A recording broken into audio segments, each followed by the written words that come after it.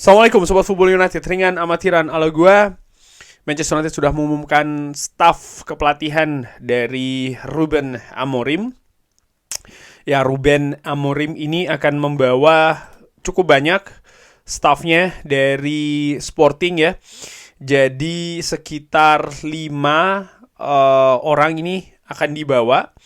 Nah, uniknya menurut gua ya, bagaimana staf kepelatihan dari Ruben Amorim ini, mereka kalau dari dari pengalamannya memang banyak ataupun secara mayoritas bahkan secara totalitas itu ada di Portugal. Dari yang sudah diumumkan kemarin ini ada Paulo Barreira sebagai performance coach ya. Ini dia pernah di Arsenal, pernah di Liverpool juga. Tapi yang lainnya ini ya banyak di ada yang pernah punya pengalaman di Braga juga kan. Tapi sebagian besar ya hanya ada di Portugal. Itu nomor 1. Lalu yang lainnya juga adalah bagaimana usia ya, dari staf kepelatihan Ruben Amorim ini. Kalau gue bisa bilang rata-rata berusia muda jika dibandingkan dengan staf kepelatihan dari periode sebelumnya. Emmanuel Ferro, asisten, ini 45 tahun. Lalu ada Carlos Fernandes, bahkan 29 tahun. Adelio Candido, 28 tahun. Jorge Vital sebagai pelatih kiper ini cukup senior ya, 63 tahun. Dan kalau dilihat sendiri Ruben Amorim ini usianya baru di bawah 40 tahun, baru 39 tahun. Nah, di video kali ini gue ingin membahas terkait dengan apa kira-kira tantangan dan juga harapan dari staf kepelatihan. Gue ingin mulai dulu dari mananya dulu kayaknya. Dari harapannya dulu deh. Harapannya tentu saja staf kepelatihan yang baru ini bisa membawa atmosfer baru di dressing room, bisa membawa energi baru ya. Ini dari sisi non teknis dulu, sehingga pemain ini bisa lebih karakter mereka bisa lebih timbul, motivasi mereka pun juga demikian. Dan ini bukan hanya secara pendek tapi juga secara konsisten dan juga berterusan. Lalu ada penyegaran dari sisi teknis dan juga taktis.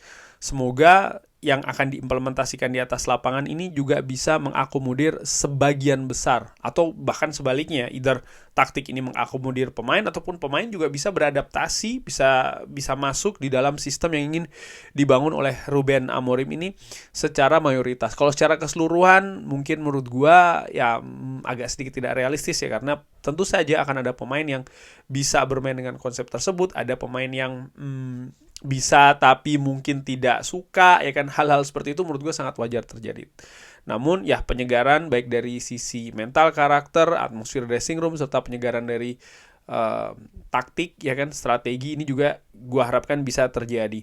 Dengan adanya staff pelatih yang rata-rata usianya ini bisa dibilang muda ya, juga dibandingkan dengan tim-tim lain misalnya, gue harapkan juga mereka bisa membawa perubahan permainan, sistem, taktik, dan lain-lain. Ini juga sesuai dengan apa yang terjadi saat ini. Mereka bisa lebih adaptif, mereka juga bisa mengimplementasikan atau mendapat informasi yang lebih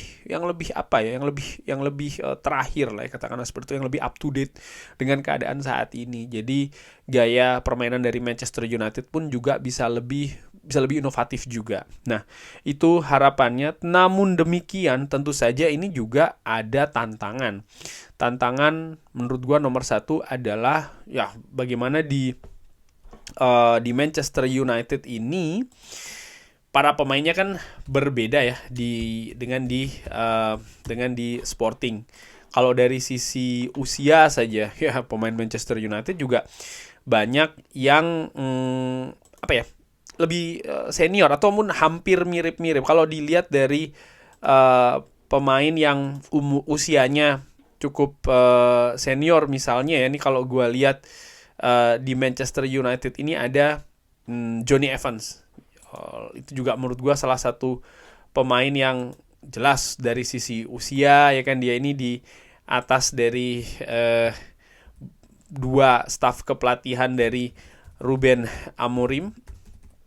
Dan kalau dilihat pemain lain, gua ini juga sambil googling data bagaimana skuad dari Manchester United ini yang usianya selain Johnny Evans ya, Tommy Heaton pun juga demikian.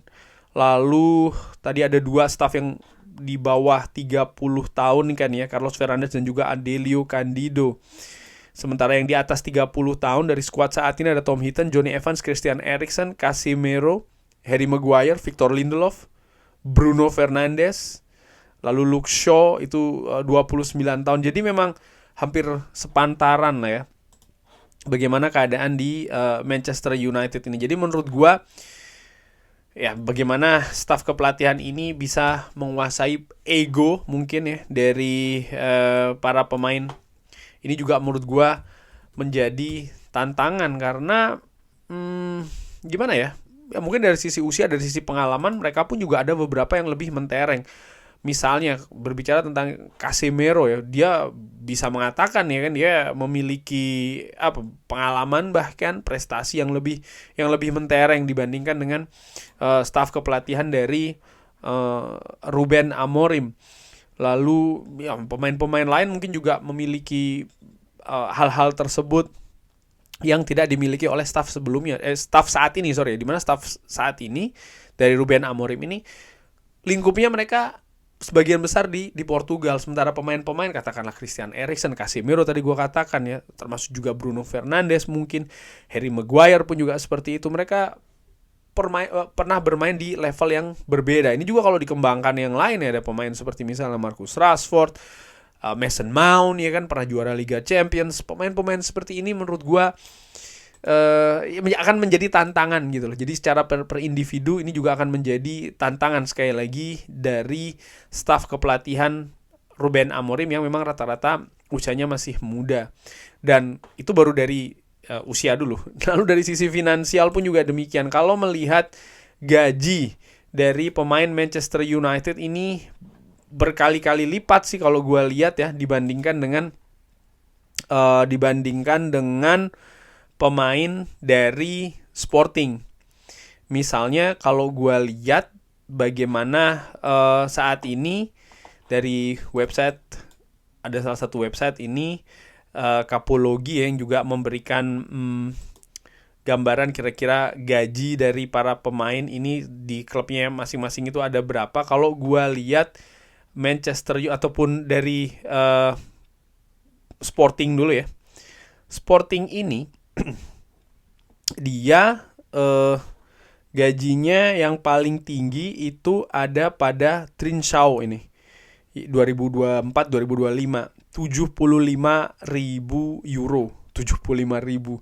Gue bisa bilang ini sih hanya hanya 75.000 ya, karena kalau dibandingkan dengan Manchester United, bagaimana yang tertinggi saat ini itu ada pada Casemiro.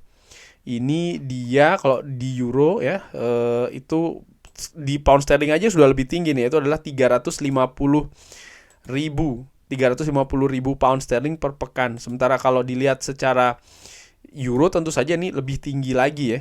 Dan yang gaji sepantaran lah katakanlah dengan Trincao itu ada Johnny Evans, €78.000.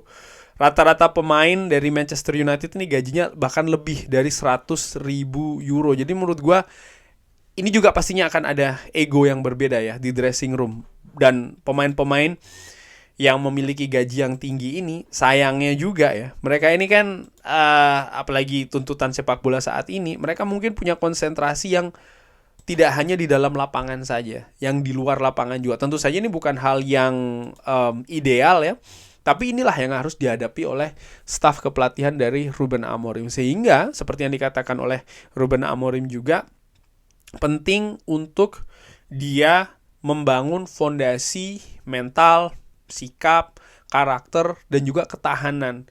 baru kemudian bisa berbicara terkait dengan taktik, strategi, sistem permainan, gaya permainan, dan lain-lain. Dan menurut gue ini merupakan tantangan yang besar. Dan apakah gue melihat hal ini sebagai hal yang pesimis? Oh, belum tentu. Nggak demikian. Karena kalau melihat dari apa yang terjadi sebelumnya, staf kepelatihan yang sebelumnya ya, baik itu manajernya maupun juga stafnya, rata-rata memang memiliki pengalaman, memiliki pengetahuan yang juga berbeda atau bahkan luas. Tapi kali ini ada hal yang berbeda lagi nih ya. Staf kepelatihan yang lebih muda, tapi mereka lebih solid karena tim ini, staf kepelatihan ini sudah ada bahkan sebelum secara umum atau kalau tidak secara garis besar ya, secara mayoritas sebelum Ruben Amorim ada di Sporting. Jadi mereka ini sudah sangat solid sih menurut gue. Gue bisa bayangkan mereka nih sangat solid, kesatuannya pun juga sangat bagus ya. Lalu belum lagi ada support nih dari manajemen, di mana Ruben Amorim ini merupakan orangnya Ineos. Jadi ada Dan Ashworth, ada Jason Wilcox yang jelas menurut gue, dan gue harapkan pun juga demikian ya, posisinya nih ada di belakang staf kepelatihan, sehingga pemain ini bisa merasakan ya taji dalam tanda kutip dari head coach dan juga coaching staffnya ini betul-betul sangat tidak bisa mereka anggap remeh lah. Walaupun mungkin mereka memiliki ego yang tinggi, mereka memiliki gaji yang tinggi, pengalaman yang mungkin lebih tinggi juga daripada staff ini, tapi ya struktur yang jelas ini mudah-mudahan juga bisa dipahami oleh mereka. Dan ada satu faktor juga menurut gue yang menarik, itu bagaimana kali ini kapten dari Manchester United ini juga satu negara ya, dengan head coachnya Ruben Amorim dengan Bruno Fernandes kan ya. Dan uniknya bagaimana mereka berdua sebelum ke Manchester United sama-sama berasal dari Sporting. Jadi backgroundnya nih sangat-sangat kental sekali nih kesamaannya ya. Dan menurut gua ini juga merupakan salah satu faktor yang penting, di mana pemain ini kan atau kapten ini juga sebagai dalam tanda kutip wakil dari head coach atau bahkan manajer di atas lapangan. Para manajer ataupun staf kepelatihan bisa memberikan instruksi, ya kan, arahan terkait dengan taktik, strategi, formasi, apapun itu. Tapi salah satu orang yang memegang sebenarnya secara real di atas lapangan di permainan yang sesungguhnya, menurut gue salah satunya adalah kapten. Dan peran kapten ini juga sangat penting sih menurut gue. Dengan segala plus minus Bruno Fernandes sebagai kapten Manchester United, menurut gue ini hal yang unik juga, di mana saat ini Manchester United memiliki kapten yang memiliki background sangat dekat, kalau tidak bahkan hampir sama ya, antara Ruben Amorim dengan Bruno Fernandes jika dibandingkan dengan periode-periode sebelumnya. Kurang lebih seperti itu membahas terkait dengan staf kepelatihan Manchester United, antara harapan dan juga tantangannya. Terima kasih sudah menyaksikan. Seperti biasa, ada pendapat lain, ada komentar, silakan drop di kolom komen. Semoga semuanya sehat-sehat selalu, sehat-sehat sekeluarga. Jangan lupa like, sholat, dan juga subscribe. Wassalamualaikum warahmatullahi wabarakatuh. Thank you.